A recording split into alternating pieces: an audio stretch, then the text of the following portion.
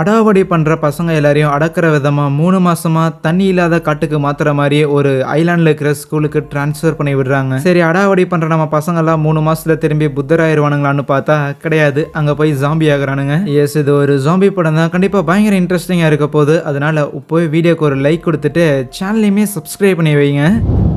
கதையோட ஆரம்பத்தில் ஒரு ஸ்கூல் பசங்க எல்லாருமே ஏதோ சண்டை போடுறதுக்காக லைனாக நிற்க, அவனுங்க எல்லாரையும் ஒக்கே ஆள நின்று நானே எதிர்பண்ணாங்கிற மாதிரி ஒருத்தன் சீனா அங்கே என்ட்ரி கொடுக்குறான்ல, அவன் தான் நம்ம கதையோட ஹீரோ. இன்னொரு பக்கம் போலீஸ்காரங்க துரத்துற அளவுக்கு ஏதோ ஒரு சிரேஷ்ட வேலையை பார்த்துட்டு 2 பசங்க அங்கேருந்து எஸ்கேப் ஆகி வந்துகிட்டு இருக்க. அதுவே பாரில் ஒரு பொண்ணு தண்ணி அடிக்கிறது, தம் அடிக்கிறது, கூத்தடிக்கிறதுன்னு சொல்லி ஒரு மாதிரி மிதப்புலே இருப்பா.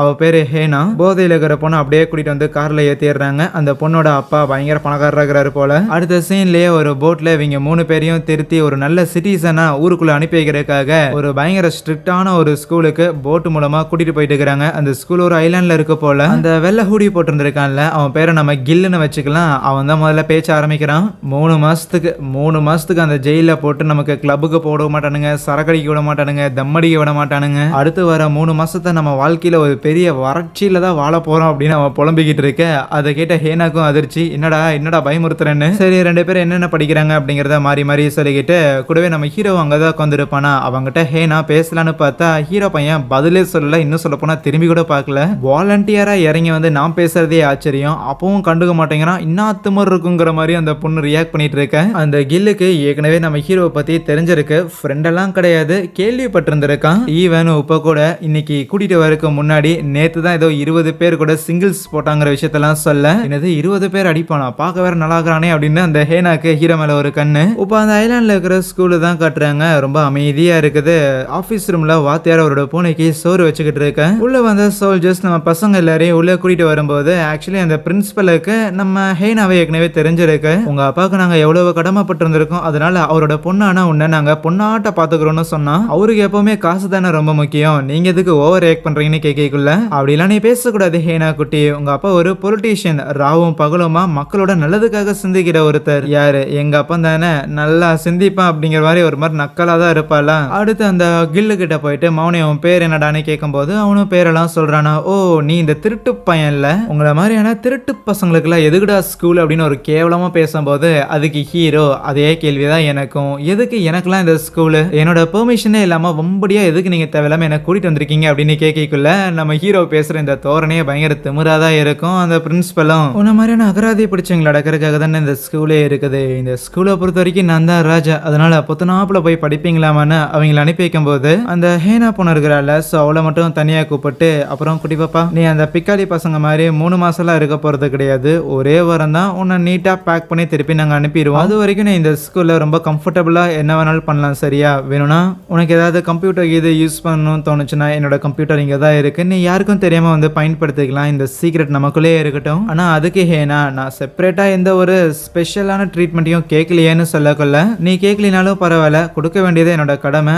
அப்புறம் அப்பாவை எங்கேயாவது பார்த்தேன்னா கண்டிப்பா என்னை பத்தி 4 வார்த்தை நல்லதா எடுத்து சொல்லு, சரியா? மேபி நானும் ஒரு தடவை அவரை பார்க்கும்போது அவருக்கு பிடிச்ச ஏதோ ஒரு விஷயத்த கொடுக்கணுமே, அவருக்கு என்ன பிடிக்கும் அப்படின்னு அவன் யோசிக்கும் போது ஹேனா அவருக்கு காசு தான் பிடிக்கும்னு சொல்லுவாளா. ஆனா அப்போ பிரின்சிபலை மீட் பண்றதுக்காக வைஸ் பிரின்சிபல் அடிச்சு பிடிச்சி வருவாரா. ஐயோ, என்ன எவ்வளவு பார்த்துட்டு இருக்கிற, என்ன மேட்டர்னு கேட்டா, அதை எப்படி சார் நான் என் வாயால சொல்லுவேன், ஏதோ ஒரு பண்ணி, அந்த பண்ணி ஒரு மாதிரி கொடூரமா இருந்துச்சு, அந்த பண்ணி என்ன பண்ணுச்சுன்னா உங்களோட பூனையை சாகடிச்சிச்சு சார் அப்படின்னு ஃபீல் பண்ணுவானா. என்னடா உளறிட்டு இருக்கிறன்னு பிரின்சிபல் அந்த வைஸ் பிரின்சிபல் போட்டு அடின்னு அடிச்சுட்டு அதுக்கப்புறம் வேகமா அவன் பூனையை தேடுறதுக்காக போக, பிரின்சிபல் பசங்க மாதிரி வச்சு நம்மளை அடிச்சுட்டாருன்னு விபிக்கு செம்மையா ஒரு மாதிரி அசிங்கமா போயிடும். ஆகையால் நம்ம ஹீரோவையும் கில்லையும் கூப்பிட்டு, என்னடா புதுசா வந்திருக்கீங்களா, அவரு தான் பிரின்சிபல், நான் வைஸ் பிரின்சிபல், என்ன மரியாதையா சார்னு போட்டு தான் நீங்க கூப்பிட்டாகணும், இந்த இடத்துல ஹாஸ்டல்ல ஸ்டே பண்றீங்க, இத்தனை மணிக்கு மேல தூங்கிடணும், இத்தனை மணிக்கு கரெக்டா எந்திரிச்சு குளிச்சுட்டு வந்து ஸ்டடி டேபிளுக்கு வந்து உட்காந்துருக்கணும், ப்ராப்பரான மார்க்ஸ் எல்லாம் ஸ்கோர் பண்ணி ரூல்ஸ் அண்ட் ரெகுலேஷன்ஸ் எல்லாத்தையும் இம்மி அளவுல கூட மாறாம ஃபாலோ பண்ணிட்டு இருக்கணும்னு ஒரு பெரிய போதனையை வழங்கிட்டு இருந்தா.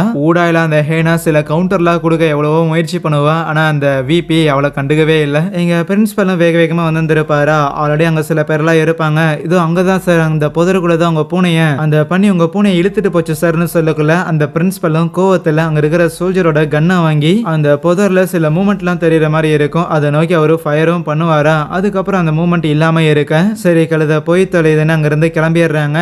பேரலா இவங்க 3 பேரும் இங்க லஞ்ச் சாப்பிடுறதுக்காக மெஸ்ஸுக்கு வந்திருப்பாங்களாம். சாப்பிட்டு இருக்கும்போது கில் தான் ஹேனா கிட்ட, ஆமா உங்க அப்பா என்ன அவ்வளோ பெரிய தௌலத்தா, அப்படி என்ன வேலை தான் பாக்குறாரு, இதுக்கு இந்த பிரின்சிபல் ஓவரா உங்ககிட்ட பம்புறான்.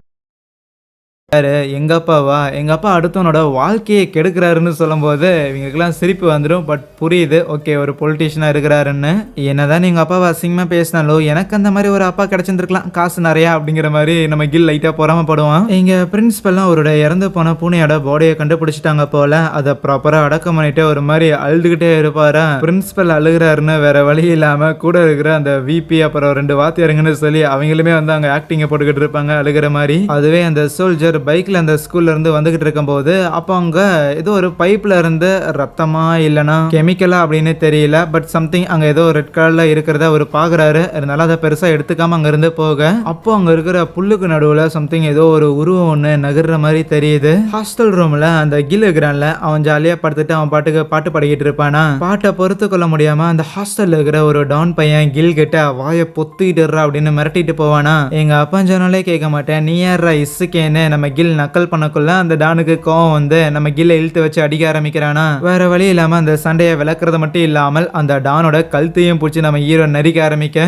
டானும் சும்மாலாம் இல்ல வாடா பாத்தரலான்னு சண்டைக்கு வருவானா. ஈஸியாவே அவனை அடிச்சு போட்டங்காட்டி அந்த டானோட பசங்க அவனுங்க ஒரு 2-3 பேர் இருப்பானுங்க, அவனும் உள்ள இறங்கி சண்டை போட ஆரம்பிச்சா நம்ம ஹீரோ அசால்ட்டாவே 4 பேரையும் அடிச்சிடறானா. அப்போ கரெக்டா ரவுண்ட்ஸுக்கு ஒரு வாத்தியார் ஒருத்தன் வந்துருப்பான் போல, அவன் நடக்கிறதெல்லாம் பார்த்துருப்பான். முதல்ல அந்த டான் பையனுக்கிட்ட போயிட்டு, என்னடா முடியுது, முதல்ல இந்த கலர் எல்லாம் மாத்து சரியா அப்படின்னு லைட்டா ஒரு அட்வைஸை போட்டுட்டு ஓரமான நம்ம கில்ல பிடிச்சி காது மேலே அந்த ஆள் 4 வச்சுக்கிட்டு இருக்க அவனை தடுக்கிறதுக்காக ஹீரோ அந்த வாத்தியாரோட நெஞ்சிலே கை வச்சிருவானா. ஓ ஹேண்ட்ஸம் பாய், என்ன வாத்தியார் மேலே கை வைப்பையான்னு அவரு ஹீரோ அடிக்கிறதுக்காக போக இங்க ஹேனா ஒரு ஹாஸ்டல் ரூம்ல இருப்பாளா. அங்க அவளுக்கு கூட பார்த்தா 2 பேர் ரூம்மேட்டா இருப்பாங்க. உன்னை உனக்கு ஏதாவது பாய் ஃப்ரெண்ட் கீது இருக்கா அப்படிங்கிற மாதிரி நம்ம ஹேனாவோட ரிலேஷன்ஷிப் ஸ்டேட்டஸ் என்னங்கிற மாதிரி அந்த பொண்ணுங்க கியூரியஸா இருக்க, கண்ணுங்களா ஆள் இருக்கா, எத்தனை பேர் கூட, இந்த மாதிரியான கேள்விகளை பொறுத்து தான் அவங்களோட செல்ஃப் ஒர்த்துங்கிறது அமைஞ்சிருக்குதுன்னா அதை எங்கிட்ட கொண்டு வராதிங்கன்னு சொல்லிட்டு இருந்தா. என்னுடைய ஓவரா பேசுறேன்னு அதுல ஒரு பொண்ணு டக்குன்னு கத்தி எடுத்துட்டு வருவாளா. ஹேனா பயப்படுற மாதிரிலாம் இல்ல, இந்த கத்தியால என் மூஞ்சில ஒரு கோடு போட போறேன்னா உப்பவே போட்டுரு, இல்லைன்னா நான் மூஞ்சில போட வேண்டியதா இருக்குன்னு ஹேனா அவளை மிரட்ட ஆரம்பிக்க, அந்த வழியா வந்த வாத்தியாரும் அப்படியே எட்டி பார்த்துட்டு சும்மா ஒழுக்கமா இருக்கணும், பஜாரி மாதிரி பண்ணிக்கிட்டு இருக்காதீங்கடி அப்படின்னு கத்தி விட்டு போறாரு. அன்னைக்கு நைட்டு அந்த ஸ்கூலை சுத்தி ஏதோ ஒரு பெரிய ஒரு சத்தம் ஒண்ணு கேட்கற மாதிரி தெரிய ஹீரோவையும் அந்த கில்லையும் ஒரு கூண்டுக்குள்ள அந்த வாத்தியார் அடைச்சு வச்சிருக்கானா. என்ன மாமே ஏதோ பேய் வர மாதிரி சத்தம்லாம் கேக்குதுன்னு அந்த கில்லு பயங்கரமா பயந்துருப்பான். ஹீரோக்கு ஒரு மாதிரி எரிச்சலா இருக்கும், ஏன்னா ஒரு சின்ன கூண்டுக்குள்ள அந்த வாத்தியார் அடைச்சு வச்சுட்டு போயிருந்திருக்கான். நான் தொடர்ந்து ஸ்கூலுக்கு போன காரணத்துக்காக தான் என்ன கொண்டாந்து திருத்துறேன்னு இங்க சேர்த்து இருந்திருக்காங்க, நான் அன்னைக்கே கட்டடத்து வேலைக்கு போயிருந்திருக்கணும், ஸ்கூலை விட்டு இருந்திருக்கணும் அப்படின்னு புலம்பிட்டு இருப்பானா. அப்போ அந்த வாத்தியாரும் உள்ள வராரு, வந்துட்டு சில பேப்பர்லாம் தூக்கி எறிஞ்சு, நாளைக்கு டெஸ்ட் இருக்குதுடா ஒழுங்கா படிச்சுக்குங்க, அப்புறம் நான் தான் உங்களை இப்படி உட்கார வச்சுட்டேன், அதனால நீங்க ஃபெயில் ஆயிட்டீங்கன்னு என் மேல கோச்சிக்க கூடாது அப்படின்னு கொஞ்சம் சில்லா பேசிக்கிட்டு சிகரெட்டை எடுத்து பத்த வச்சவரும், நீங்க கண்டிப்பா யோசிச்சிருப்பீங்க எனக்கு உங்களை மாதிரியான பசங்களே பிடிக்கல அப்படின்னாலும் நான் எதுக்கு இந்த வேலைக்கு வந்திருக்கேன்னு. நானே சொல்றேன், ஆக்சுவலி உங்களை மாதிரியான பசங்களை திருத்துறதுக்காக ஒரு வேலை இருக்குதுன்னு சொன்னாங்க, சரின்னு வந்துட்டேன். எதுக்கு வந்தேன், இன்னும் நான் ரிட்டையர் ஆக இருக்க ஒரு சில வருடங்கள் தான் இருக்கு, இந்த வருடங்கள் மொத்தமா நான் கம்ப்ளீட் பண்ணிட்டேன்னா கண்டிப்பா ரிட்டையர் ஆனதுக்கு அப்புறம் எனக்கு பென்ஷன் காசு வரும், அது வரைக்காவது இந்த வேலையில் நான் இருக்கணும்னு நினைக்கிறேன், அதனால எனக்கு கொஞ்சம் கோஆபரேட் பண்ணுங்க சரியா. அப்புறம் இந்த ஐலாண்ட்ல நமக்கு என்ன நடந்தாலுமே யாருக்குமே வெளியில இருக்கிற யாருக்குமே இந்த விஷயம் தெரியாது, இன்னும் சொல்ல போனா அவங்க யாரும் கவலையும் பட மாட்டாங்க அப்படின்னு அவர் ஒரு பக்கம் புலம்பிக்கிட்டு இருக்க. அடுத்த நாள் காலையில நம்ம ஹேனா சாப்பிட்டு இருக்கும் போது மெஸ்ல டான் பையன் அவன் ஃப்ரெண்ட்ஸ் கூட பேசிக்கிட்டு இருப்பான், நேற்று மட்டும் அந்த வாத்தியார் வரல அப்படின்னா கண்டிப்பா ஹீரோவையும் அந்த கில்லுங்கிறனையும் வாயை உடச்சிருந்திருக்கலாம், அந்த ஆள் காப்பாத்தி கொண்டு போய் கூண்டில் அடைச்சு வச்சுட்டான்ல, இன்னும் கொஞ்சத்துல ரிலீஸ் பண்ணி விடுவான், அதுக்கப்புறம் இருக்குது மாமே நீ போய் அடிக்கிறியா மாமே அப்படின்னு அவன் ஃப்ரெண்ட்ஸ் கிட்ட எல்லாம் அவன் கேட்டுக்கிட்டு இருக்கும் போது அவனுங்களா இல்ல லைட்டா கால் சுலுக்கிடுச்சு, சைட்ல ஒரு ஓரமா படுத்தங்காட்டி கை வலிக்குதுன்னு சொல்லி ஒவ்வொருத்தனும் காரணம் பேசிக்கிட்டு இருப்பானுங்களா. இது எல்லாத்தையுமே ஹேனா கவனிக்க தான் செய்யறா. அப்போ அவங்களுக்கு பின்னாடி டேபிள்ல உட்காந்துருக்க ஒரு பையன், நேற்று நைட்டு ஒரு வித்தியாசமான சத்தம் கேட்டுச்சு, யாராவது நோட் பண்ணீங்களா, ஒருவேளை பேயா இருக்குமாங்கிற மாதிரியான ஒரு டிஸ்கஷன் போய்கிட்டு இருக்கேன். கொஞ்ச நேரத்துக்கு மேல அந்த இடத்துல உட்காந்து நம்ம ஹேனாவால சாப்பிட முடியலையா, சோறு அப்படியே வச்சுட்டு போகலாங்கும் போது அந்த வாத்தியார் நம்ம ஹேனாவோட கையை பிடிச்சிட்டு, சாப்பிட்டு முடிச்சா பிளேட்டை ஒழுங்கா எடுத்து வச்சுட்டு போகணும்னு உனக்கு தெரியாத புள்ள, போய் பிளேட்டை எடுத்து வச்சுட்டு ஒழுக்கத்தை கத்துக்க வேலையை பாருன்னு சொன்னா, நான் ஏன்டா அதையெல்லாம் பண்ணணும்னு அவ கொஞ்சம் வார்த்தைகளை விட்டுருவாளா. அவ்வளவுதான், கடுப்பான வாத்தியாரு கண்ணத்திலே பொழிச்சு இழுத்துருவாரு. பக்கத்துல உட்காந்துருக்க வைஸ் பிரின்சிபலுக்குலாம் பகீர்னு ஆயிரும், ஐயா ஐயா சும்மா இருங்க, அந்த புள்ள யாரு தெரியுமா உங்களுக்கு? யாரா? என்ன பிரசிடென்ட்டோட புள்ளையா இருந்தா எனக்கு கவலை கிடையாதுடான்னு சொன்னா, யோ நீ எல்லாம் வாத்தியாராயா, இப்ப பிரசிடென்டா இருக்கிறது ஒரு லேடி, அது அந்த பொண்ணோட அப்பாங்கிறது. இப்போ நான் என்ன சொல்றது, நம்ம பிரின்சிபலுக்கு ரொம்ப வேண்டிய ஒரு ஆளியா அப்படின்னு சொல்லும் போது, என்னது பிரின்சிபலுக்கு வேண்டிய ஆளான அந்த வாத்தியாருக்கு லைட்டா ஜர்க்காயிருச்சா. அதுவே நம்ம பிரின்சிபல் இருக்கிறாப்ல இல்ல, ஸோ அவரு ஸ்கூலுக்குள்ள வரும்போது அப்படியே எதையோ பார்த்து ஆச்சரியமாகிறாரு. என்னன்னா, நேற்று அவரோட பூனையை போச்சிருந்தாருல, அந்த இடத்த ஏதோ ஒன்று தோண்டி கீழே போட்டுருந்துருக்கு. கண்டிப்பாக அந்த பண்ணி பார்த்த வேலையாக தான் இருக்கும் அப்படின்னு ஃபீல் பண்ணிட்டு இருப்பாரு. ஃபேக்கல்ட்டி ரூமில் உட்காந்துக்கிட்டு மற்ற வாத்தியாரங்களுமே இப்படி பிரின்சிபல் அங்கே ஓரமாக உட்காந்து அழுதுட்டு இருக்கிறாங்கிற விஷயத்த பார்த்த உடனே வேகமாக வெளியில் வந்து என்னாச்சு தலை அப்படின்னு பார்க்குறானுங்க. இதெல்லாம் பண்ணது அந்த பண்ணியாக தான் இருக்கும். அந்த பண்ணியை நான் சும்மா விட மாட்டேன்னு வேகமாக அங்கேருந்து கோவத்தோட கிளம்ப. ஆனால் நம்ம வாத்தியார் பிரின்சிபல் பின்னாடியே போகல. நான் பசங்களுக்குலாம் டெஸ்ட் வைக்கணும், நீ போய அப்படின்னு அவர் வரமாட்டேன்ட்டாரா. பிரின்சிபலும் மற்றவங்களும் அங்கே ஸ்டோர் ரூமில் இருக்கிற வெப்பன்ஸ் தான் எடுக்க போயிருந்திருப்பாங்க. அதே ஸ்டோர் ரூம்ல தான் நம்ம ஹீரோவையும் கில்லையும் அடிச்சு வச்சிருக்காங்களா. கண்டிப்பா அந்த வாத்தியார் தான் பண்ணியிருப்பான்னு அவங்களுக்கு தெரியுது. இருந்தாலும் ஒழுக்கமா இங்க இருங்கடா சொல்லிட்டு பூட்டிட்டு அங்கிருந்து போக, கிளாஸ் ரூம்ல அந்த டான் பையனும் அவனோட ஃப்ரெண்டும் ஒரு பொண்ணோட கர்ச்சீஃபை தூக்கி போட்டு விளாண்டு இருப்பானுங்களா. அப்படி விளாண்டு இருக்கும்போது அந்த கர்ச்சீஃப் வெளியே போய் விழுந்துரும். உங்களை அப்புறமா வச்சுக்கிட்டான்னு அந்த பொண்ணு அந்த கர்ச்சீஃப் எடுக்கலான்னு போகும்போது கரெக்டா வாத்தியார் உள்ள வந்துடுறாரு. அவரை என்ன அந்த ஒரு செம்ம போர்டில் எழுதி போட்டுட்டு ஓகே இதை சால்வ் பண்ணுங்கன்ட்டு அந்த பிங்க் கலர் ட்ரெஸ் போட்ட பொண்ணு இருக்கிறாள். ஸோ அவளை கூப்பிடைக்குள்ள ஆப்வியஸா அவளுக்கு எதுவுமே தெரியல. போட்டு அடி நடிச்சு கிளாஸோட கடைசியில போய் கை தூக்கி நீல் டவுன் பண்ண சொல்றாரா. அடுத்ததாக நம்ம ஹேனாவை கூப்பிட்டு ப்ராப்ளம சால்வ் பண்ண சொல்ல, மிச்சம் இன்னொரு பொண்ணு இருப்பா, அவளையும் கூப்பிட்டு ப்ராப்ளம சால்வ் பண்ண சொல்லி இருப்பாரா. அப்போ கிளாஸுக்கு அந்த ஸ்கூலோட நர்ஸ் ஒருத்தங்க நம்ம ஹீரோவையும் கில்லையும் கூப்பிட்டு வந்திருப்பாங்க. ஹேனா அந்த இடத்துல ப்ராப்ளம கரெக்டா சால்வ் பண்ணியிருக்க, இன்னொரு பொண்ணு ப்ராப்ளம் சால்வ் பண்ணிட்டு இருக்கும் போது போர்ட்ல இருந்து ஏதோ ரத்தமா வர மாதிரி நம்ம ஹீரோவோட கண்ணுக்கு தெரியுதா. இவளுக்கும் எதுவும் தெரிய மாட்டேங்குதுன்னு வாத்தியார பிடிச்சி அவளை அடி நடிச்சுக்கிட்டு இருப்பாரு. அதே நேரத்துல அந்த பண்ணியை போட்டு தள்ளி ஆகணும்னு இவங்கெல்லாம் போயிருப்பாங்கல்ல, பார்த்தா அந்த பண்ணி கூட ஓரமா நின்று சண்டை போட்டுக்கிட்டு இருப்பானுங்க 3 பேரும். அப்போ எதிர்பாராத நேரத்தில் படாத இடத்துல பட்டு பிரின்சிபல் அதே இடத்துல மயங்கி போக, இங்க அந்த வாத்தியாரும் அந்த டான் பசங்களுக்கு பனிஷ்மெண்ட் கொடுத்துக்கிட்டு, உங்க பேரண்ட்ஸ் எல்லாம் நினைச்சா எனக்கு ரொம்ப வருத்தமா இருக்கு, உங்களை மாதிரியான சல்லி பசங்களை எப்படி மேய்க்கிறதுன்னு தெரியாம அவங்க புக்ஸ் எல்லாம் அதுக்காக ரீட் பண்ணிட்டு அவங்க டாக்டர் கிட்ட கவுன்சிலிங் போகிற நிலைமையில இருக்கிறாங்க. ஆனா இந்த அளவுக்கு உங்களோட பேரண்ட்ஸ் முயற்சி பண்ணி உங்களை மேய்க்கலாம் அப்படின்னு பார்த்தா நீங்க இந்த இடத்துல சரக்கு அடிச்சு தம் அடிச்சு கேட்கவே எவ்வளோ அருவறுப்பா இருக்குதுல்ல. நீங்கெல்லாம் ஏன் குழந்தைங்களா இருந்தீங்கன்னு வைங்களேன், எப்போ உங்களை தூக்கி ஓரமா தள்ளிட்டு நானே சூசைட் பண்ணியிருப்பேன் அவங்களை எல்லாம் பெத்ததுக்காகன்னு புலம்பும் போது இதையெல்லாம் கேட்டு பொறுத்து கொள்ள முடியாது. ஹேனா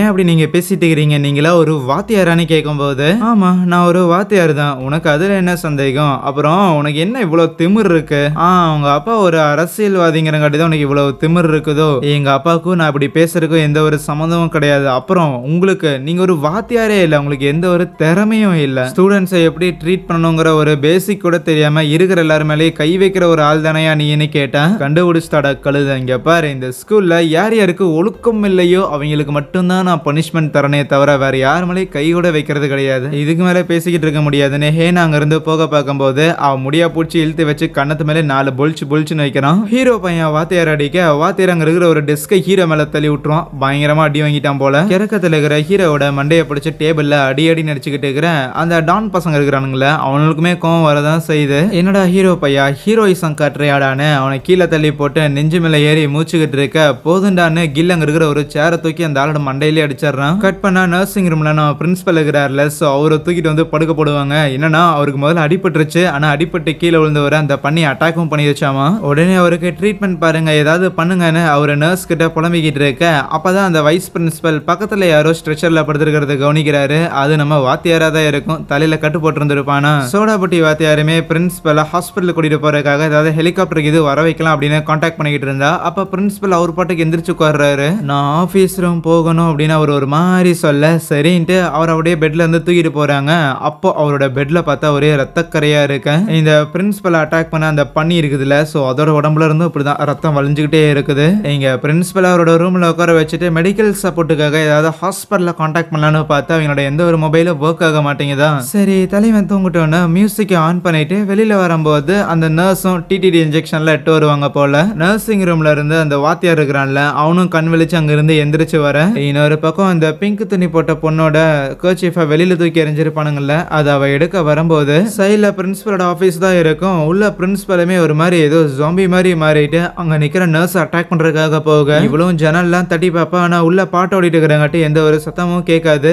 வேகமா அடிச்சு பிடிச்சி கிளாஸ் ரூமுக்கு வந்து பிரின்சிபல் ஒரு ஜாம்பியா மாறிட்டாரு, அவர் ரொம்ப வித்தியாசமா பிஹேவ் பண்றாருங்கிற விஷயத்த சொன்னா முதல்ல யாரும் அதை நம்பவே இல்லை. இருந்தாலும் இவ்வளவு பதட்டமா இருக்கிறாளே என்னன்னு செக் பண்ணலான்னு எல்லாரும் வராங்களா. அதுவே பிரின்சிபல் அந்த நர்ஸ் பக்கத்தில் நின்னுகிட்டு இருக்க அதை வெளியில இருந்து நம்ம வாத்தியாரும் கவனிக்கிறாரு. ஓஹோ, பிரின்சிபல் காதல் கேக்குதா அப்படின்னு யோசிச்சுட்டு அங்க இருந்து கிளம்ப அப்போ அந்த சோடாபுட்டி வாத்தியார் இருக்கிறாருல, அவரோட கீ அவர் ஏதோ பிரின்சிபல் ரூம்லயே வச்சுட்டாரு போல, அதை திருப்பி எடுக்கிறதுக்காக வருவாரா. அதே டைம்ல தான் மற்ற ஸ்டூடெண்ட்ஸும் கீழே இறங்கி வந்திருப்பாங்க. நம்ம வாத்தியார் அந்த ஸ்டூடெண்ட்ஸை பிரின்சிபல் ரூமுக்கு போறதுக்கு அலோவ் பண்ணல.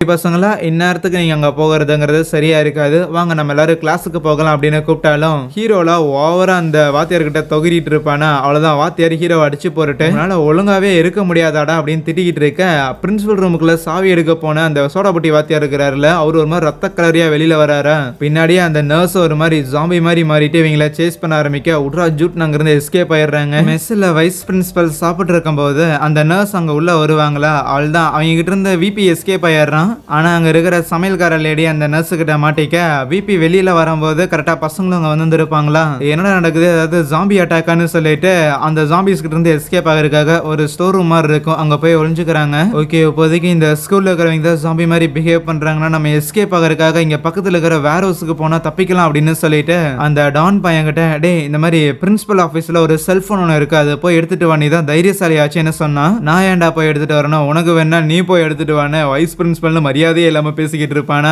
அப்போ ஹீரோ தான் இருட்டாகட்டும் இருங்க நான் போறேன்னு சொல்லுவானா. அதுக்கப்புறம் இருட்டும் ஆகுது, என்ன போகலாமா அப்படின்னு பேசிக்கிட்டு இருக்கும் போது அப்போ வெளியில ஒரு ஜாம்பி ஒன்று வந்துடும். அவ்வளவுதான், அதை பார்த்தோன்னே எல்லாரும் அலறி அடிச்சுட்டு வேகமா அங்கிருந்து எஸ்கேப் ஆக அப்படி எல்லாருமே அங்கிருந்து போயிட்டாங்களா அப்படின்னு பார்த்தா கிடையாது. நம்ம ஹேனா கிட்ட கத்தி வச்சு ஒரு பொண்ணு மிரட்டு இருந்தால, அவ மட்டும் அதே இடத்துல நிப்பாளா. அவ்வளவுதான், அந்த ஜாம்பி அவளை கடிச்சிடும். இன்னொரு பக்கம் நம்ம ஹீரோ மட்டும் தனியா உலாவிக்கிட்டு இருப்பான். அந்த செல்போன் எடுக்கிறதுக்காக தான் வந்திருப்பானா. இருந்தாலும் உனக்கு ஏதோ ஒரு சத்தம் கேக்குதுன்னு கிளாஸ் ரூமுக்கு வந்துட்டு காலையில ஒரு பொண்ணு போர்டில் எழுதும் போது ஏதோ ரத்தம் வர மாதிரி தெரிஞ்சிருக்கும்ல, ஒருவேளை இதுக்குள்ள ஏதாவது இருக்கும் அப்படின்னு காதெல்லாம் வச்சு பார்த்துட்டு இருப்பானா. அதுவே மத்தவங்க எல்லாரும் வேற ஒரு இடத்துல வந்து ஒளிஞ்சிருப்பாங்க. ஆனா ஹீரோ இப்ப தனியா செல்போன் எடுக்க போயிருக்கான். ஜாம்பி அட்டாக் வர நடந்துகிட்டு இருக்குது, என்ன நடக்க போதோ அப்படின்னு கொஞ்சம் அவங்க பயப்பட தான் செய்யறாங்க. அப்போ ஹே நான் வைஸ் பிரின்சிபல் கிட்ட சரி இதெல்லாம் ஏன் நடக்குதுன்னு உங்களுக்கு கண்டிப்பா தெரிஞ்சிருக்குன்னு எனக்கு தெரியும், மரியாதையா உண்மையெல்லாம் கக்குங்கன்னு கேட்கல அந்த ஆளும் வாக்குமூலம் கொடுத்துட்றாரு. ஆக்சுவலி நாங்க ஒரு பண்ணியை தான் கொலை பண்றதுக்காக போனோம், ஆனா அந்த பண்ணி பிரின்சிபல் அட்டாக் பண்ணிருச்சு, மேபி அந்த பண்ணிக்கிட்டு இருந்து ஏதாவது ராபிஸ் மாதிரியான வைரஸ் இது வந்திருக்க வாய்ப்பு இருக்கு.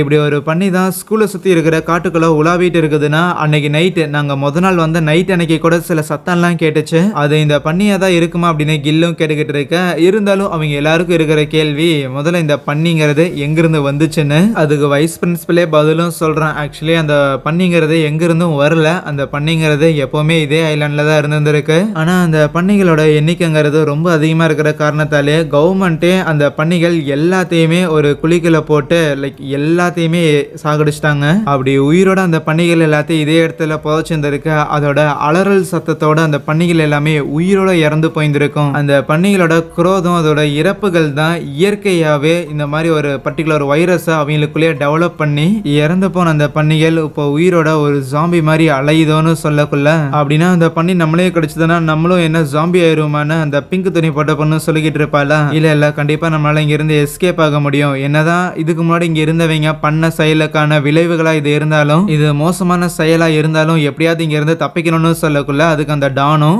ஏதோ ஒரு மோசமான விளைவுகள் நடந்ததுக்கு அப்புறம் தான் நீங்க செஞ்ச செயல்கள்ல உள்ள தவறுகள்லாம் உங்களுக்கு புரியுதோ, அந்த பண்ணிகளை எப்படி ஒரே இடத்துல போட்டு கவர்மெண்ட் சாகடிச்சதோ அதே மாதிரி எங்க எல்லாரையும் ஒரே இடத்துல போட்டு இப்படி நீங்க சாகடிக்கிறதுக்கும் எந்த ஒரு பெரிய வித்தியாசம் இல்லைன்னு ஆர்கியூ பண்ணுவானா. பேச்சு கொஞ்சம் ஓவரா போய் வைஸ் பிரின்சிபல் மேலேயே கை வைக்க போக சும்மா இருங்கடா ஏன்டா சண்டை போட்டுக்கிறீங்கன்னு கில் அந்த சண்டையை நிறுத்த பார்த்தா ஆல்ரெடி கில்லுக்கும் அந்த டானுக்கும் வேற பஞ்சாயத்து, அதனால அவனுங்க ரெண்டு பேரும் சண்டையில இறங்கிடுறானுங்க. இப்படி சேஃபா இருக்கிற இடத்துல இவனுங்க எல்லாரும் கூச்சல் போட்டு சண்டை போட்டுக்கிட்டு இருக்கு. அதுவே நம்ம ஹீரோ கொஞ்சம் உயிரை ரிஸ்க் பண்ணி பிரின்சிபலோட ஆபீஸுக்கு வந்திருப்பானா. அப்போ அந்த பிளேயர் ஆட்டோமேட்டிக்கா ஆன் ஆகி அது பாட்டுக்கு பாட்டு பாட ஆரம்பிக்க அது ஆஃப் பண்ணலாம் நேரம் இல்லைன்னு ட்ராயர்ல இருக்கிற போன்ஸ் எல்லாம் எடுக்கும் போது கரெக்டா பிரின்சிபல் உள்ள வந்துடுவானா. இவனும் வரமா போய் ஒழிஞ்சுக்குவான். ஆனா அந்த பிரின்சிபல் பாட்டு ஓடிக்கிட்டு இருக்க யூசுவலா பண்ற மாதிரி அப்படியே போய் அவன் பாட்டுக்கு சேர்ல உட்காந்துக்கிட்டு ரிலாக்ஸ் பண்ணிக்கிட்டு இருப்பானா. சரி எஸ்கேப் ஆகலாமான்னு ஹீரோவும் நினைக்கும் போது கரெக்டா அந்த வாத்தியா இருக்கிறான்ல அவனும் உள்ள வரான். அவனும் ஒரு ஜாம்பியா மாதிரி இருக்கான். ஹீரோ அங்க இருக்கிறத பார்த்தோன்னே அவன் அட்டாக் பண்றதுக்காக வர ஹீரோவும் தப்புச்சோம் பொழைச்சுட்டான்னு வேகமா ஓடி வந்துருவானா. அப்புறம் ஃபாலோ பண்ணிக்கிட்டே அந்த ஜாம்பியும் ஓடிடும். ஆனா ஆக்சுவலி நம்ம ஹீரோ சைடுல இருக்கிற ஒரு படிக்கட்டுல ஏறி தப்பிச்சிருந்திருப்பான். இங்க ஆல்ரெடி பசங்களுக்கு நடுவில் அந்த டானுக்கும் அந்த பிங்க் துணி போட்ட பொண்ணு இருக்கிறாள். ஸோ அவளுக்குமே சண்டை வர மாதிரி இருக்கும்போது கரெக்டா ஹீரோ பையன் அங்க வந்துடுறான். மாமா என்னடா ஜாம்பி அழைக்குது கடிப்பரட்டியானு கேட்கல. இல்ல அப்படிலாம் இல்ல எஸ்கேப் ஆயிட்டேன். இந்தாங்க போன் கொடுக்கும்போது அப்போ அந்த பிங்க் துணி பொண்ணுமே அவளோட ஃப்ரெண்ட் இருப்பாள். ஸோ அவளுக்கு என்னாச்சுன்னு கேட்கும்போது இல்ல நான் பார்க்கலாமாண்ணா கண்டிப்பா அவளும் ஜாம்பியா இருப்பானு இந்த பிங்க் பொண்ணுக்கு ஒரே ஃபீலிங்கா இருக்க வைஸ் பிரின்சிபல் மொபைலை யூஸ் பண்ணி கால் பண்ணலான்னு பார்த்தா சிக்னல் இருக்காது. அந்த விபியை நம்பாம டான் பையனும் கால் பண்ணி பாக்குறான். அவனுக்கும் அதே நிலைமை தான். இப்போ என்ன பண்றதுன்னு தெரியாம ஒரே குழப்பத்துல இருப்பாங்க. கண்டிப்பா நம்ம எல்லாருமே சாக தான் போறோம்னு அந்த பிங்க் பொண்ணு வளர்கிட்டே இருக்க அப்ப டான் தான் ஓகே ஃபைன் இப்போதைக்கு நம்ம சர்வே பண்ணோம்னா நமக்கு ஃபுட்டுங்கிறது தேவைப்படுது. இதே இடத்துல பசியோடு நின்றுகிட்டு இருக்க முடியாது. ஒரே இடத்துல நிற்கிறங்காட்டி நம்மளை யாரும் காப்பாற்ற வருவாங்கன்னு இல்லை. அதனால நம்மளே ஏதோ ஒரு முயற்சியை எடுத்தாகணும் தான் சொல்லி அந்த இடத்துல நிறைய இந்த கத்தி கடப்பரெல்லாம் வச்சிருப்பாங்க போல. அதை எல்லாரையும் எடுத்துட்டு போறாங்க. இருந்தாலும் எல்லாரும் போகல. அந்த பிங்க் துணி பொண்ணும் அந்த வைஸ் பிரின்சிபல் அவங்க 2 பேர் மட்டும் அங்கேயே இருக்கிறாங்களா. முதல் வேலையா ஹேனா கிளாஸ் ரூம் போயிட்டு அங்க டேபிள் கடையில் அவரோட போனை ஒழிச்சு வச்சிருப்பா போல. அதை எடுத்து கால் பண்ணி பாக்குறா. இருந்தாலும் வேலைக்கு ஆகல. ஒரு பக்கம் அந்த ஜாம்பிஸ் எல்லாமே ஸ்கூலோட வறண்டால உலாவிக்கிட்டே இருக்க அப்போ கில் தான் நம்ம ஹேனா கிட்டையும் ஹீரோ கிட்டையும் சரி நான் நர்ஸோட ஆஃபீஸ் போய் அங்கே ஏதாவது இருக்கான்னு செக் பண்ணிட்டு வரேன்னு தனியாக போறேன்னு சொல்லிட்டு போவான். எல்லாரும் ஒன்னா போனால் மாட்டிக்க சான்ஸ் இருக்கு. அதனால தனியாக போறேன்னு சொல்லியிருந்திருப்பானா. பேரலா டானும் அவனோட பசங்களும் மெஸ்ஸுக்கு போயிட்டு அங்கே இருக்கிற பொருட்கள் எல்லாத்தையும் ஆட்டையை போட்டுக்கிட்டு இருப்பானுங்க. ஆட்டையை போட்டு எல்லாத்துக்கும் கொண்டு வந்து கொடுக்க போறானுங்களான்னு பார்த்தா அதான் இல்லை. அவனுங்க பாட்டுக்கு ஜாலியாக அங்கேயே வச்சு சமைச்சு சாப்பிட்டு இருப்பானுங்க. என்ன நிலைமையில இருக்கிறோம் அப்படின்னு கூட தெரியாம அவனுங்க பாட்டுக்கு ஜாலியாக சரக்கடிச்சுக்கிட்டு இருக்க. இங்க ஹேனாவும் நம்ம ஹீரோவும் அங்கே தனியாக ரூம்ல இருப்பாங்கல்ல. அப்போ அந்த போர்டுக்குள்ள இருந்து ஏதோ ஒரு கை ஒன்று வெளியில வர மாதிரி தெரியும். இங்க இந்த டான் பசங்கள்ல ஒருத்தன் ரெஸ்ட் ரூம்காக வெளியில வந்துருப்பானா. அவனை ஒரு ஜாம்பி கடிச்சு எடுத்துட்டு போக உள்ள உட்காந்துட்டு இருந்தவனுங்க கொஞ்சம் அதிகமா சத்த போடுறங்காட்டி ஜாம்பிஸ் எல்லாமே உள்ள வந்துருது. அப்புறம் என்ன அந்த டான் பையனை தவிர இருக்கிற எல்லாரும் காலி. அப்படி எஸ்கேப் ஆன அந்த டான் பையனுமே ஜாம்பிஸை பார்த்து பயப்படலாம் செய்யல. அதுக்கப்புறம் ஒரு வெப்பனை ஒன்று ரெடி பண்ணிக்கிட்டு அதை வச்சு இருக்கிற எல்லா ஜாம்பியும் வந்து அறுத்தெறிய ஆரம்பிக்கிறான். இந்த டான் பையன் இப்படி ரத்த கிளறியா சண்டை போட்டுக்கிட்டு இருக்க அதே நேரத்தில் ஹீரோ ஹேனா அந்த கில்லுன்னு சொல்லி 3 பேர் திருப்பி அதே ஸ்டோர் ரூமுக்கு வந்துடுறாங்களாம். நர்சிங் ரூம்ல போயிட்டு ஏதோ இன்ஜெக்ஷன் மட்டும் தான் எடுத்துட்டு வந்துருப்பாங்க. அப்ப யாரோ கதவை தட்டுவாங்களா. யாரா அப்படின்னு ஓட்ட வழியா பார்த்தா அது அந்த டான் பையனா தான் இருக்கும். என்ன ரத்த கலரியோட வந்து நிக்கிறான் அப்படின்னு கதவை நீக்கினா அவனுக்குமே அந்த வைரஸ் வந்து ஸ்ப்ரெட் ஆயிருந்திருக்கும் போல.